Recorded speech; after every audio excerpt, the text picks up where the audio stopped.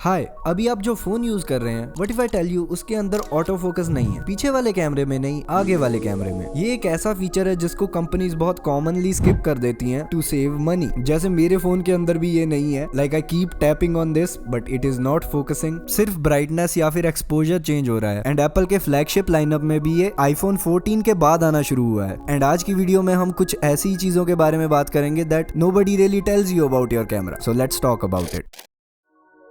आपने ये काफ़ी सारी एड्स में देखा होगा कि brands like to brag about how their phone has 100 megapixel camera, 50 megapixel camera, 200 megapixel. But जब आप उन फोन्स को यूज करते हो वही 100-200 मेगापिक्सल्स का कैमरा 12 मेगापिक्सल्स की फोटो खींचता है, जो कि सुनने में लगता है कि क्यों भाई। एंड यूट्यूब पे भी आपको कई सारे लोग रेकमेंड करेंगे कि स्विच कर दो इसे हाई रेजोल्यूशन मोड पे, मैनुअली टर्न इट टू 108 या फिर 50, which sounds like good advice. But there is a problem. जो 100 मेगापिक्सल वाला मोड है that is actually worse than the 12 megapixel mode, because जो स्मार्टफोन कैमराज है वो बहुत छोटे होते हैं और उनको लाइट की जरूरत होती है और ज्यादा डिटेल की जरूरत नहीं होती। क्योंकि आप ऐसे DSLR और मिररलेस कैमराज भी देखोगे जिनके अंदर 25 मेगापिक्सल का सेंसर है या फिर 12 मेगापिक्सल का सेंसर है। एंड स्मार्टफोन कैमराज में इसीलिए इतने ज्यादा मेगापिक्सल दिए जाते हैं ताकि वो काफी सारे पिक्सल्स को कंबाइन करके बड़े बड़े पिक्सल्स बनाएं जो कि ज्यादा लाइट कैप्चर करें, जिसको बोला जाता है पिक्सल बिनिंग। और 12 मेगापिक्सल की फोटो खींचने में कम टाइम लगता है और कम प्रोसेसिंग लगती है, तो उसके अंदर मोशन ब्लर, गोस्टिंग कम होती है। And at the same time अगर आप सेम सेंसर से फुल मेगापिक्सल की फोटो खींचोगे तो आपको 1 सेकंड वेट करना पड़ेगा, आपकी फोटो का साइज डबल होगा, आपकी स्टोरेज ज्यादा भरेगी एंड ओवरऑल फोटो क्वालिटी में भी कोई फर्क नहीं होगा compare to the 12 megapixel one. And the funny thing is a lot of people recommend this. एंड मेरे को भी लोग कई बार आके पूछते हैं, भाई तू 12 मेगापिक्सल यूज कर रहा है, भाई मैं तो 50 करता हूँ। एंड आई एम लाइक या very good.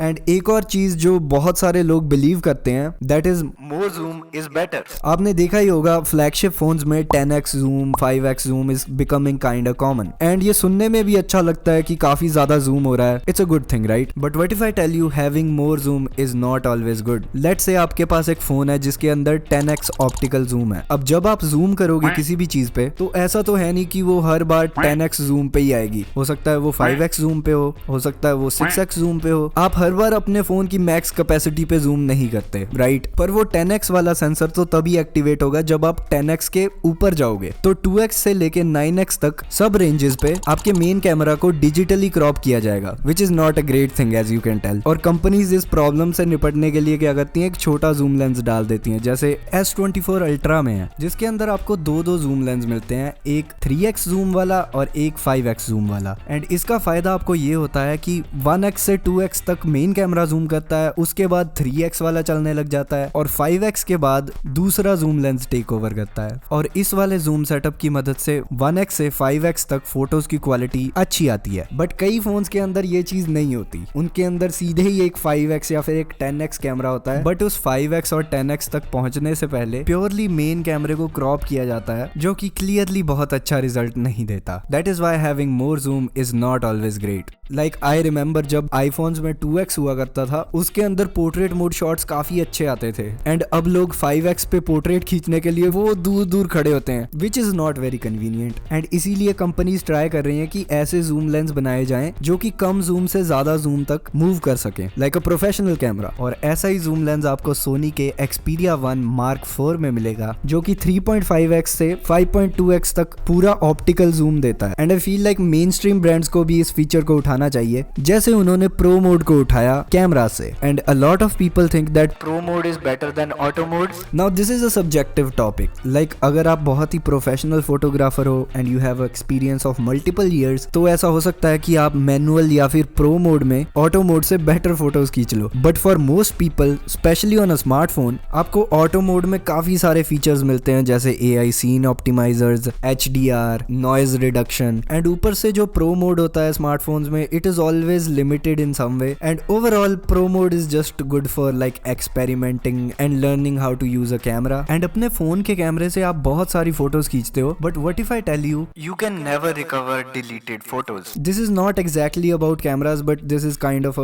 Bonus fact. Like recently मेरा फोन चोरी हो गया था एंड जब वो मेरे को वापस मिला तो उसके अंदर कोई फोटोज नहीं थी and naturally like a normal guy मैं यूट्यूब पे गया how to recover deleted photos. मेरे को थाउजेंड्स ऑफ वीडियोस मिली जो कि अलग अलग सॉफ्टवेयर रेकमेंड कर रही थी एंड उनमें से काफी सारे सॉफ्टवेयर यूज करने के बाद मेरे को पता चला दे वर ऑल लाइंग, झूठ बोल रहे थे। क्योंकि 2011 में सारे एंड्रॉइड फोन्स के अंदर एक नई चीज आनी शुरू हो गई थी जिसका नाम है MTP, मीडिया ट्रांसफर प्रोटोकॉल, जो कि आपकी फोन की रॉ फाइल्स का एक्सेस किसी को नहीं देता। तो मतलब आप अपने फोन को चाहे पीसी से लगाओ या फिर उसके अंदर कोई ऐप डाउनलोड करो, डिलीटेड फाइल्स आपके फोन की इंटरनल स्टोरेज से रिकवर नहीं हो सकती। जो एक चीज आप कर सकते हो अपनी डिलीटेड फाइल्स को रिकवर करने के लिए वो है अपने फोन को रूट करना, और ये चीज सिर्फ फोन की इंटरनल स्टोरेज पे अप्लाई होती है। मेमोरी कार्ड्स और हार्ड ड्राइव में से तो मैंने भी डाटा रिकवर किया है by using this software. And एक और चीज जो लोग होने से डरते हैं that is scratches on the camera lens. अब ये जो चीज आप कैमरे के बाहर देखते हो this is not the camera lens, this is the glass, और ये यहाँ पे आपके कैमरा लेंस को प्रोटेक्ट करने के लिए है। लाइक ये रेगुलर ग्लास से मोटा भी होता है और स्क्रैचेस भी इसके ऊपर उससे कम पड़ते हैं एंड काफी लोग इसके ऊपर लेंस प्रोटेक्टर्स या फिर ग्लास गार्ड्स लगवाते हैं, but I think that is pointless, क्योंकि अगर इस ग्लास पे स्क्रैचेस पड़ भी जाएं तो भी फोटो क्वालिटी में इतना फर्क नहीं पड़ता,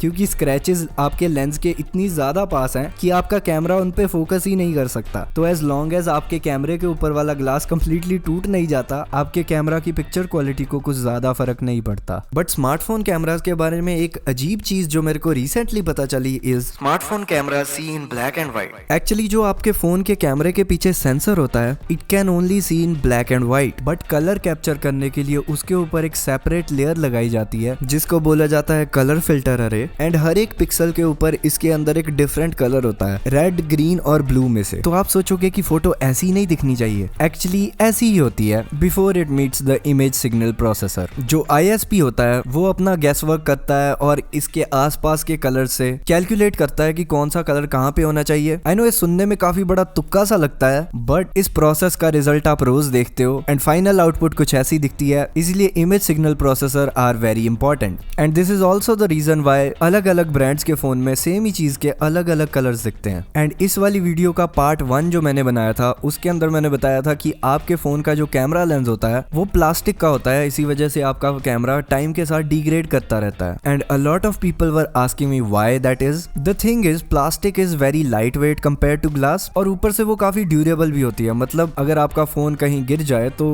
there is a high chance of glass breaking, and ऊपर से इतने छोटे छोटे ग्लास के लेंस बनाना बहुत ही मुश्किल काम है एंड ये बहुत ही एक्सपेंसिव भी होता है। अगर आपने कैमरा लेंसेज देखे हैं तो आपको पता होगा कि अच्छे ग्लास वाले लेंसेज प्रोफेशनल कैमरा से भी महंगे होते हैं, और प्लास्टिक के लेंसेज को मोल्ड करना बहुत ही इजी होता है। तो smartphone companies just use that. And अगर आपने वो वीडियो नहीं देखी है तो this is it right here, and अगर आपने देखी है तो आप ये वीडियो देखो बिकॉज ये किसी ने नहीं देखी।